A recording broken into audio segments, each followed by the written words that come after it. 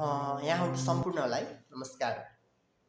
आज चाहिँ तपाईँलाई चाहिँ यो भिडियो मार्फत मैले मौरी पालकहरू किसानको लागि चाहिँ अत्यन्तै जटिल समस्या जाडोमा चाहिँ एकदम मौरीको घाँडभित्र चाहिँ भिजेको जस्तो शीत परेको जस्तो होइन, त्यसपछि त्यो भएपछि चाहिँ त्यसमा ढुसीहरू लाग्ने यस्तो समस्यालाई चाहिँ कसरी समाधान गर्न सकिन्छ भन्ने सन्दर्भमा चाहिँ तपाईँको लागि चाहिँ यो भिडियो मैले बनाउँदैछु।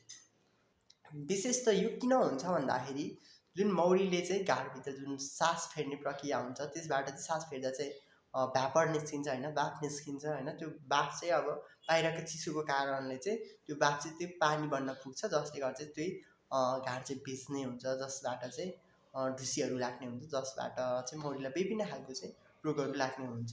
त्यसले गर्दा तपाईँले चाहिँ यस समस्यालाई चाहिँ समाधान गर्नु अत्यन्तै जटिल हुन्छ होइन, तपाईँले गर्नु नै पर्ने हुन्छ। यदि गर्नु भएन भने त्यसमा चाहिँ तपाईँलाई चाहिँ जस्तै नोजेमाहरू होइन, विभिन्न खालको चाहिँ ढुसी जन्ने चाहिँ रोगहरू लाग्न सक्छ अनि मौरीहरू पनि कमजोर हुने हुन्छ।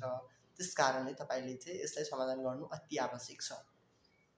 तपाईँले यसलाई चाहिँ कसरी चाहिँ समाधान गर्न सक्नुहुन्छ त भन्ने कुरा छ होइन। घाँडलाई सिधै स्ट्यान्डमाथि राख्नुपर्ने हुन्छ र वरिपरि चाहिँ जुटको बुराले चाहिँ बेर्नुपर्ने हुन्छ। त्यस्तै तपाईँको घाँडभित्र चाहिँ जुटको बुराले कभर गर्ने अथवा त्यसमा चाहिँ जुन न्युज पेपरहरू हुन्छ त्यसले चाहिँ माथिबाट फ्रेमको माथि चाहिँ ऱ्याप गर्ने होइन, अथवा त्यसको जुन ऱ्याप गरिसकेपछि तपाईँको जुन साइडको कर्नर हुन्छ त्यस कर्नरमा चाहिँ सानो सानो पाल बनाएर चाहिँ होइन, त्यहाँको भित्रको चाहिँ हावा चाहिँ बाहिर चाहिँ पास हुने बनाउनु पर्ने हुन्छ।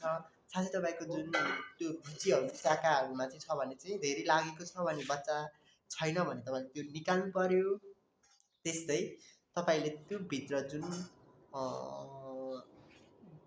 भित्तामा चाहिँ टाँसिरहेको हुन्छ नि जुन भुचीहरू, त्यसलाई चाहिँ राम्रोसँग पुछेर सफा गर्नु पर्यो, घाँहरू चेन्ज गर्नु पर्यो होइन, जसले गर्दा चाहिँ तपाईँको चाहिँ यस समस्याबाट चाहिँ समाधान पाउन सक्नुहुन्छ।